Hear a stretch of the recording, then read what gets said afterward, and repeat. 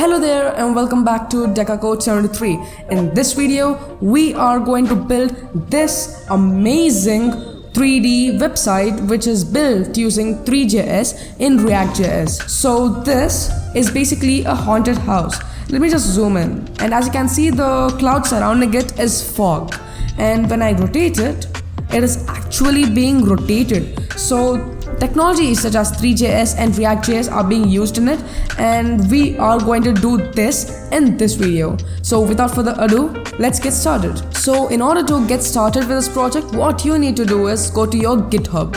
So when you go to my GitHub, whose link is in the description down below, you can download that and unzip it on your desktop. And once you do that, as you can see, I have my folder over here.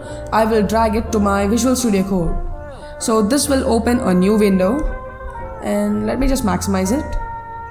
So this is a starter pack, and this includes some files such as the webpack bundler, which lets you use our live server, and it has index.html, which consists of a canvas tag basically where our project renders, and it also has a style.css where a basic styling is imposed, such as position fixed, top 0, left 0, outline is none. That's a basic styling. And what we are going to do will be located in the script.js. And disclaimer, this project is in Bruno Simon's course, and I'm going to teach you for free. So I took the Bruno Simon's 3JS course, and I am going to drop in another video on that as well. If you want it, please comment down below, and I will be doing that as well. So let's get back into the project. So as you can see, we have some basic lines of code, such as we are importing the styling, we are importing 3.js, and in order to use it, what you need to do is, after unzipping the package, just click on Command J to get the terminal out here, or Control J if you're on Windows, and then just type in npm install. So npm install will make sure that there are node modules, or that the node modules required to run this project are present in your folder or in your project. And once you have everything installed, let me tell you about the textures and some of the materials we are going to use. So it is present in the static folder, and inside static we have textures. So there are textures for bricks, door and grass. So the prerequisites for this project will be basic 3JS. So this is a personal project of mine which I did over the last month, and I recommend you having a basic knowledge of 3JS. So now my node modules are installed. Let me click on clear, and now what I'll do is npm run dev. So this will run the live server. So let me just run this, and this will run the project on localhost 3000 or 8080, it's up to your preference, but mine will be running on localhost 8080. So let's run this and see what we have by default. So by default we have a sphere and a plane. So these are very basic. And also another note, which is we are going to build this project only using primitive shapes. That means we are going to use only shapes such as pyramids, cones, rectangles, and just the primary primitive shapes. So first, in order to start this project off, what I'll be doing is go to my code, and also to make our lives easier, I am going to combine Google Chrome and our script.js. So now our Visual Studio Code and the Google Chrome is being visible, and now what I will be doing is, first, remove the sphere. The sphere is just an intuition, just a starter pack intuition to make it not plain. So I'm going to remove that first. And now let's save it, and let's see if the sphere goes away. Reload. Yes, our sphere is gone. So now what I'll be doing is modeling our house. So the first thing we'll be doing is a group. So basically we are having a house, and inside a house we are having many things such as walls and everything. So for that, what I'll be doing is const house is equal to new 3.group and scene.add house. So this will make sure that we have a group, and that group is added to our scene. And then let's have some walls. Const, it's a constant, walls is equal to new 3.mesh. So this is a basic mesh, and inside the mesh we are going to have a geometry, which is the box buffer geometry. and the box buffer geometry is going to have a color, and we are going to apply the texture later on. So for the walls, we are going to have a color of A9C388. So this is the basic color of the walls. So inside the mesh, we are going to have a geometry and a material. So first we have the geometry, right? But for the geometry, we are going to have sizes 4, 2.5 and 4, which should be pretty perfect for our walls. And then we are going to have new 3-dot mesh standard material, and inside this we are going to have a color, and that is this color. Let me just remove this and copy paste this. So we are going to have this color. Let's save this, and if we save this, we are going to see nothing because this is not added to our group. So first what you're going to do is house.add walls. So once you do this, let's save this, and our walls should be present right now. So now we have the walls present, and after the walls, what we are going to have is some position, because if you drag it down, our walls are halfway down, but we don't need them halfway down and we need them a bit up. So for that we are going to use the position. So for that, walls.position.y is equal to 2.5, which is the height by 2, which will make sure that it shifts by that amount. So I will just save it, and let's see this. So that looks perfect. We have our walls, which is brown in color. So after this, what I'm going to do is the roof. So for the roof, we are going to have const roof is equal to new 3.mesh, and inside the mesh, new 3.cone buffer geometry, which will have 3.5, 1 and a 4. So that looks perfect. And after this, we are going to have new 3.mesh standard material, and this material is going to have a color, and that color should be B35F45. That's perfect. Now let's check it out. And by the way, let's make sure that our pyramid is going to have the same color as our wall. So I'm going to use the same color, and after this, what I'm going to do is I'm going to make some rotations. Roof.position.y is equal to 3, and roof.rotation.y, which on the y axis is math.pi into 0.25. So this is going to make a quarter rotation. And after this, let's add it to the house. That is very important because we'll not be seeing any result if we don't do that. And let's reload it. So now we have the pyramid ready as well, which is the roof. And after the roof, we are going to have the door. So the door is basically present in front of the house, and door, and const door is equal to new 3.mesh, new 3.plane buffer geometry to 100, 100. So these are the elements, which is width, height and width segments. And after this, what we're going to have is new 3.mesh standard material. We're going to have this again, and for now we are going to have a different color, but we are going to replace it with an other color later. So color A7B 7B. And after doing that, what we are going to do is make some rotations again as usual.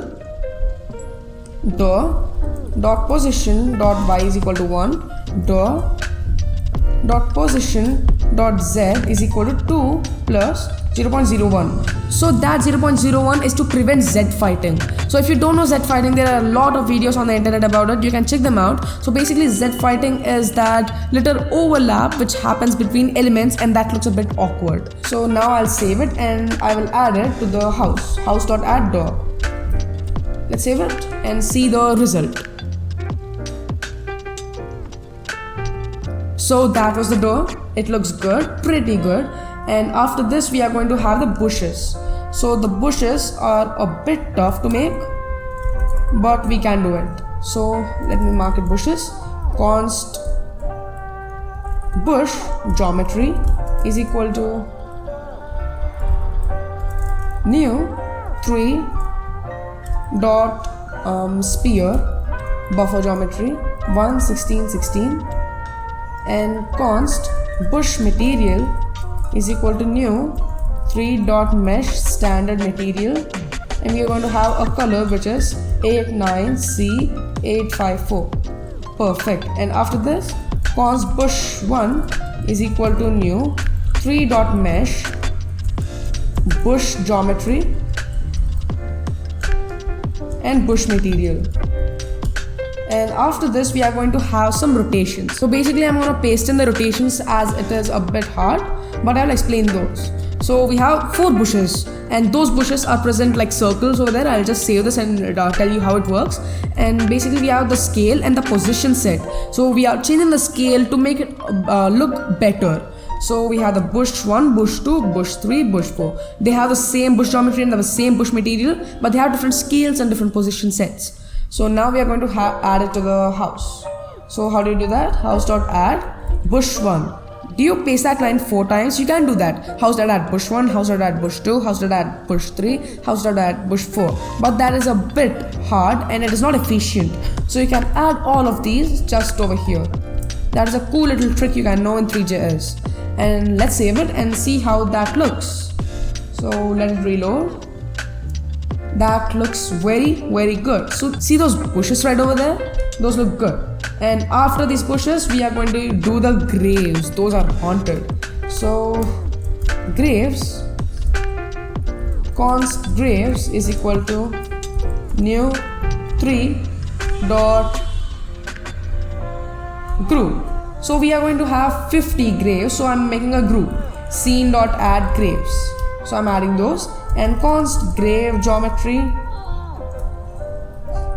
is equal to new 3.box buffer geometry 0.6, 0.8, 0.2. And after this, const grave material, which is equal to new 3.mesh standard material, which should be available for color, which is B26, B2B,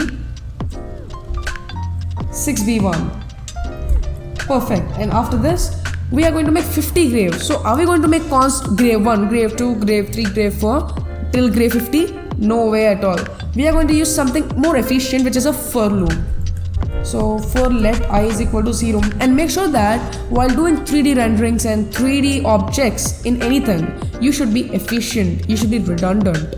So it should not overload your system, because make sure that your website is being watched by many people on many devices, and it should be efficient on all devices.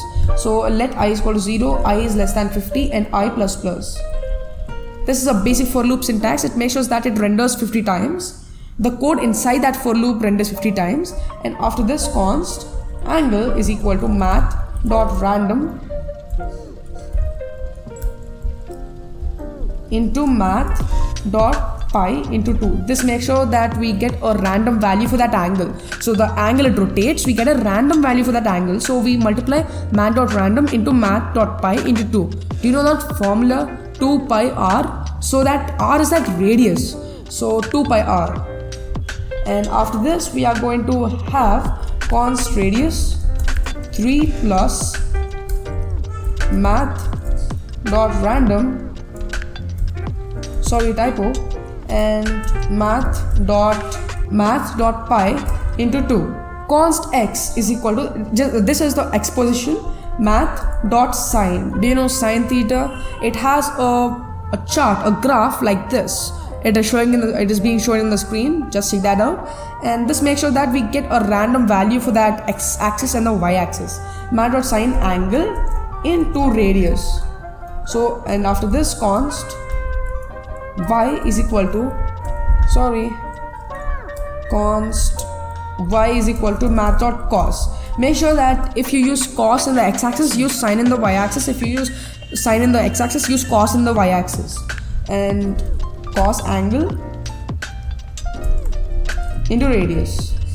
This is just basic trigonometry. If you don't know that, don't worry. You don't need to know all of this to get started in ThreeJS or 3D development.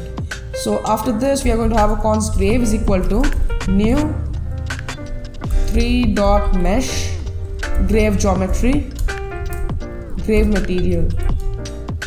And after this, grave dot position set x comma 0.3 comma z, and after this grave dot rotation dot y is equal to math dot random 0.5 into 0.4, and after this grave dot rotation dot z is equal to math dot random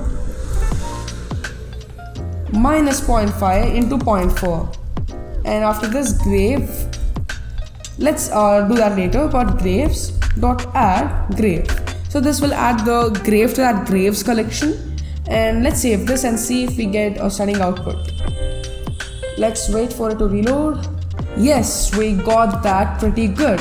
So as you can see, we have some graves over there randomly set. That looks way cooler. And after this, what we are going to do is the lighting. Lighting is very important in 3D development, and lighting changes everything. So let's see how that changes. So in ambient light, go down, make it 0. Let me close the terminal once, Control J by the way, and let's save this. I set the ambient light to 0 and the moon light to 0. And as you can see, everything is dark because we have no light in the scene. Everything is dark. And after this, what we are going to do is add some lights. And in the start, I kept the ambient light and the directional light so that we can see the model itself. But now I'm removing it. So now I'll be having the door light. Const door light is equal to new 3 dot point light. We have something known as point light, and for that we have a parameter known as color D46. That is a good color. And we have distance and decay, and after that we have door light dot position dot set 0, 2.2, 2.7, and house dot add door light. Let's check that out. Save it, and now you should have a pretty good orange tinge light.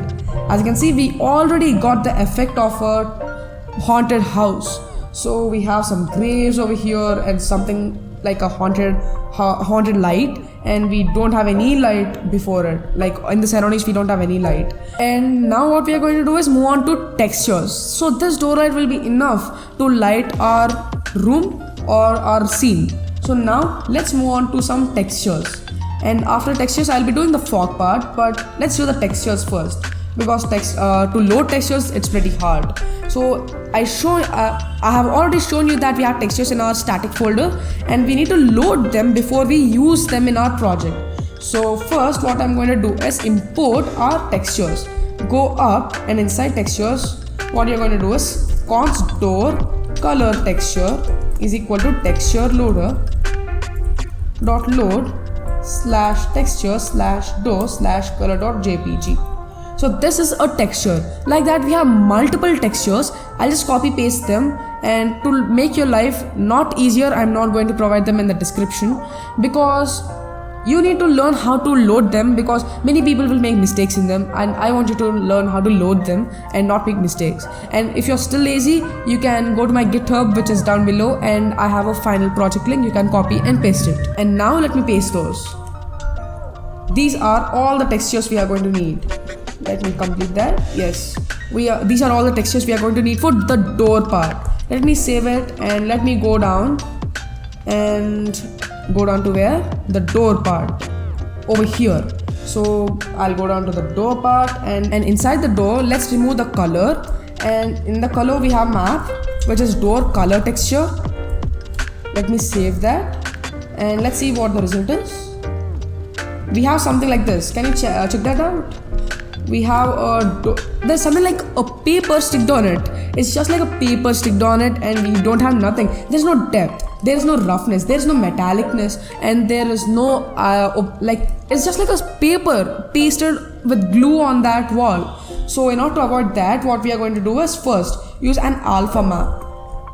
So the alpha map is the thing which makes sure what part of that PNG you want to display to your user, and that will be door alpha texture. We have something known as alpha texture, right? Alpha texture. And after this, we are going to have a transparent is equal to true, and we are going to have AO map, which is the door ambient occlusion app, door ambient occlusion texture.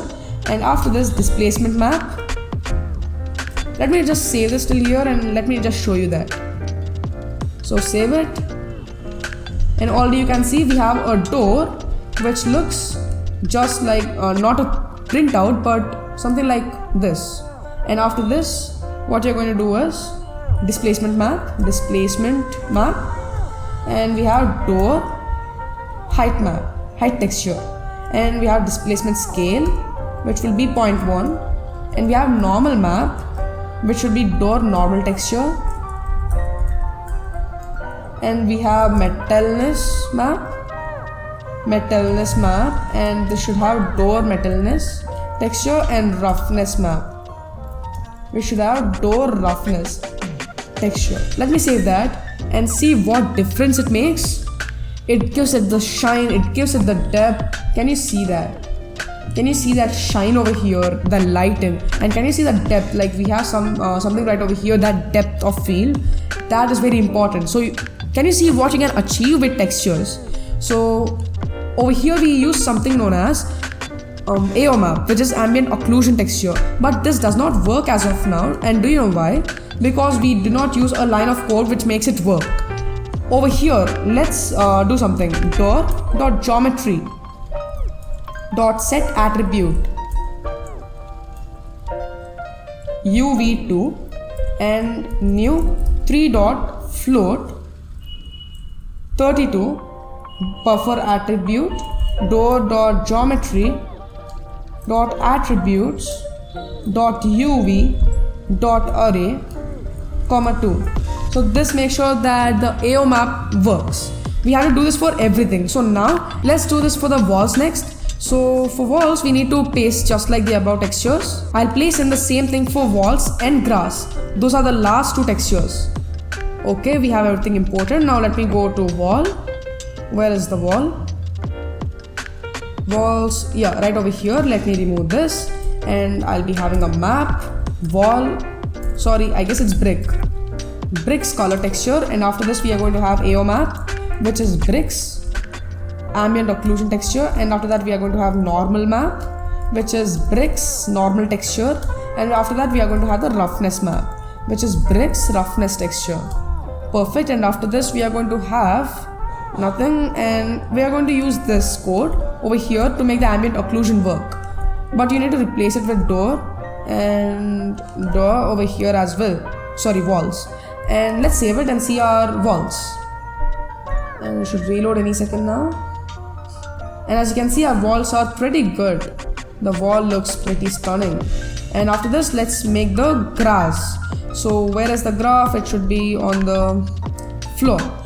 So let's remove this, and first it should be map, grass, color texture, and then normal map, grass, normal texture, and then the roughness map, grass, roughness texture, and then the AO map, which should be the grass, ambient occlusion texture. So now let me paste in that code, and I should be having something like this, and let me just replace this and also this.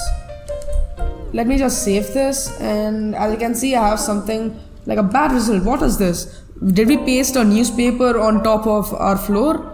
So let me just make a quick fix for this. So there is a fix, and in order to do that let's go up over here, and over here what we are going to do is grass color texture dot repeat dot set 8,8, and after this grass dot ambient occlusion texture, sorry, glass texture dot ambient occlusion texture dot repeat dot set 8,8. Perfect. And after this grass normal texture.